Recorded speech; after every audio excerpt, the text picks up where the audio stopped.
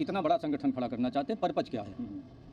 अब जैसे सामाजिक आप चेतना पैदा करना चाहते हैं, तो चेतना पैदा करने के लिए लाखों समूह तो काम कर ही रहे हैं, चेतना की कोई कमी तो है नहीं। आज इस लोकतांत्रिक देश में पहले तो ये मुद्दा है कि भाई आप एकता बनाना चाहते हो, सामाजिक एकता बनाना चाहते हो, किस लेवल का बनाना चाहते हो। देश के शोषित वंचित जमात के लोगों को सामाजिक रूप से पहले जागरूक करें, यानी उनका लक्ष्य देशव्यापी था और एक व्यापक समाज था। मतलब चाहे बाबू जगदेव प्रसाद रहे हों, चाहे बाबा साहब रहे हों, चाहे काशीराम जी रहे हों, और हम सामाजिक रूप से एक दूसरे के रिश्ते नाते में भाग भी ले रहे हैं, खाने में, पीने में, और कुछ जातियों के बीच तो छोटे इंटरकास्ट मैरिज भी इंटरकास्ट मैरिज भी होने लगे।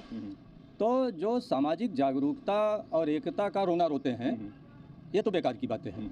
सामाजिक तौर पर वंचित जमात, शोषित समाज एक है।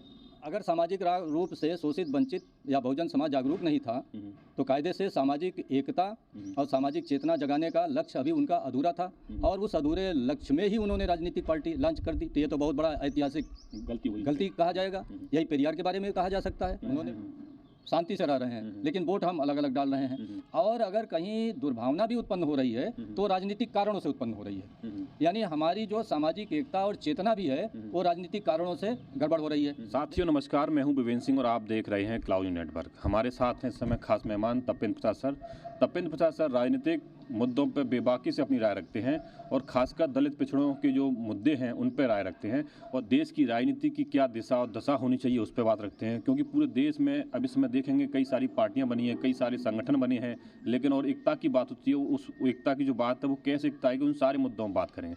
सर आपका बहुत बहुत स्वागत है। धन्यवाद कि आप मेरा बड़े महत्वपूर्ण टॉपिक पर साक्षात्कार लेने के लिए यहाँ आए हैं।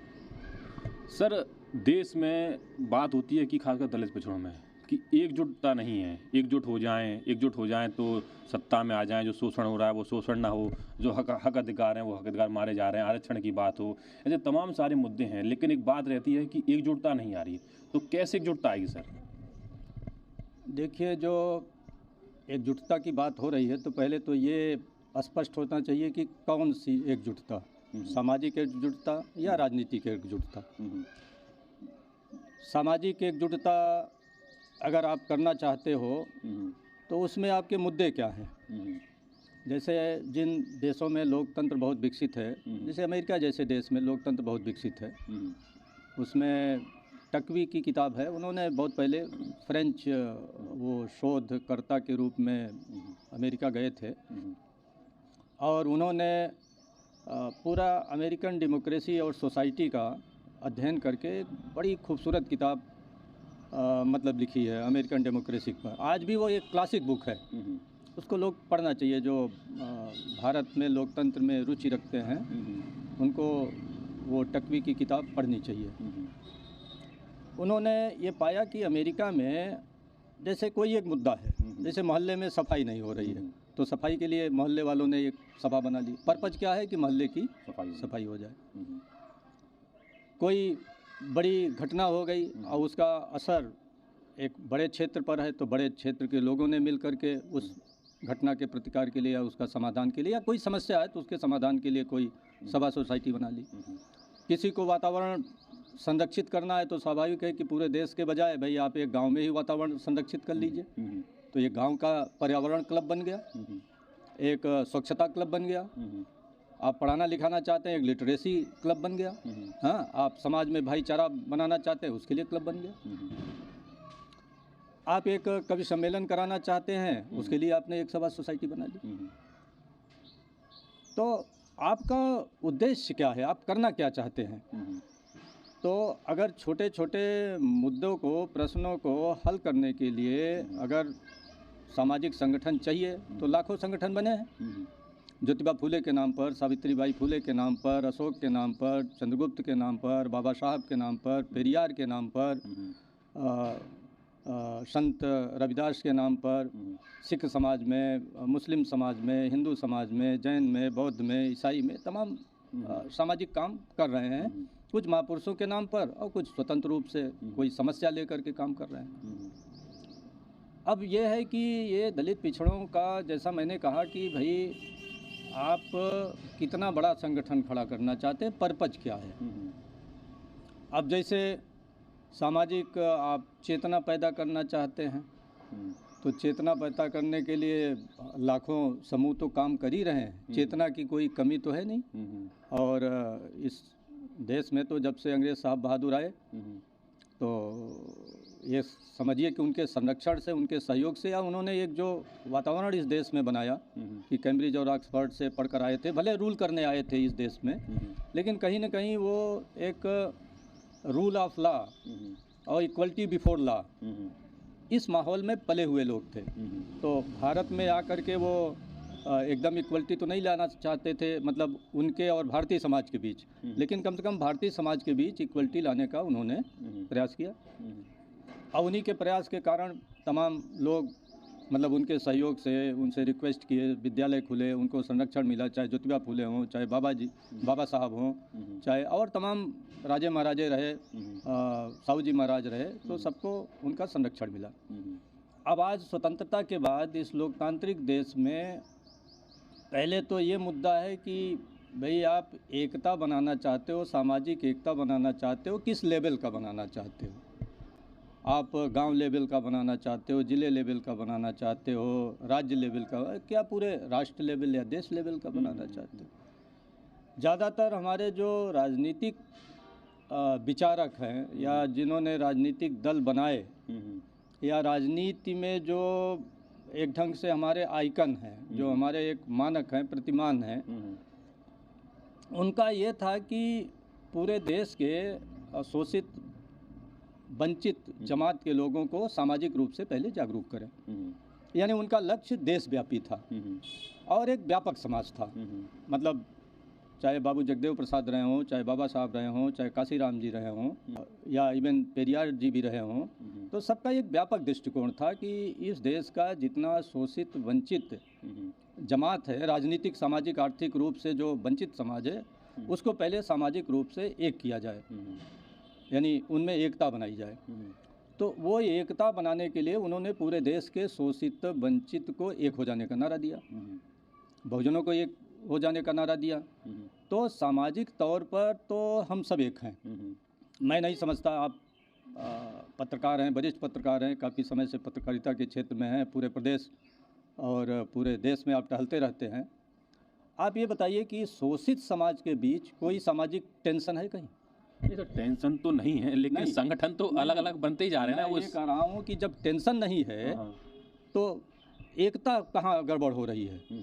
भाई आज कहीं यादव और जाटों में लड़ाई हो रही है, कहीं गुजर और जाट में लड़ाई हो रही है, कहीं यादव और कुशवाहा में लड़ाई हो रही है, कहीं कुशवाहा और लोधी में लड़ाई हो रही है, कहीं लोधी और कश्यप में लड़ाई, या पूरे देश के किसी कोने में बता दीजिए। छिटपुट घटनाएं तो होती रहती है, वो तो भाई भाई में भी इक्का दुक्का छोड़कर पूरे देश में कहीं कोई सामाजिक तनाव नहीं है। इसका अर्थ हुआ कि और हम सामाजिक रूप से एक दूसरे के रिश्ते नाते में भाग भी ले रहे हैं, खाने में, पीने में, और कुछ जातियों के बीच तो छोटे इंटरकास्ट मैरिज भी इंटरकास्ट मैरिज भी होने लगे। तो जो सामाजिक जागरूकता और एकता का रोना रोते हैं, ये तो बेकार की बातें हैं।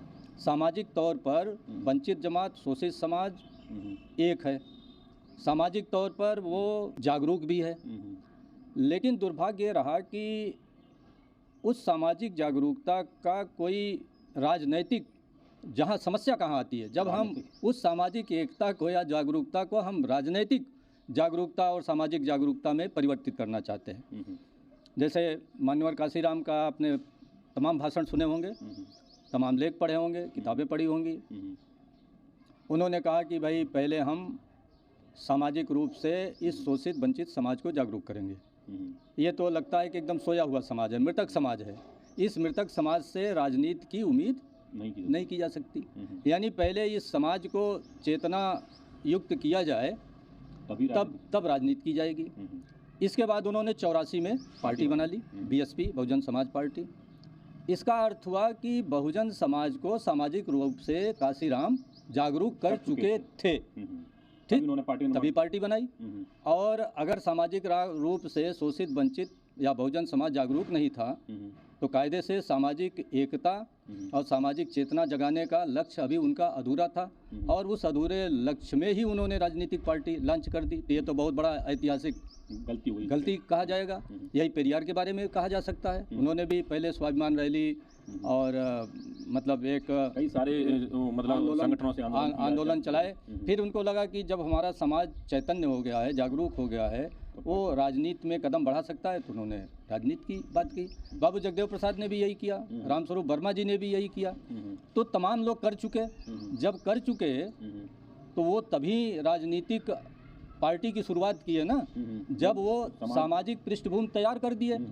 तब ये हमारे नए नए नेता कौन सी सामाजिक जागरूकता और सामाजिक एकता की बात कर रहे हैं। तो ये तो फालतू की बातें हैं, क्योंकि हर आदमी अपनी नेतागिरी चमकाने के लिए पहले समाज जगाता है। यानी जैसे कि समाज एक बार जगा फिर सो गया, फिर जगा फिर सो गया, ऐसा नहीं होता है। समाज की चेतना एक बार जागृत हो जाती है, वो निरंतर बढ़ती रहेगी। पढ़ाई लिखाई संघर्ष सारी चीज़ बढ़ती रहती है। तो कहाँ दिक्कत मानते सर आप? जैसे राजनीतिक चेतना भी हो गई, लोग मतलब सामाजिक चेतना हो गई, लोग राजनीति में भी आ गए। जैसे आपने महापुरुषों का मानवर काशीराम की बात कही, रामस्वरूप वर्मा जी, बाबू जगदेव प्रसाद, पेरियार साहब की।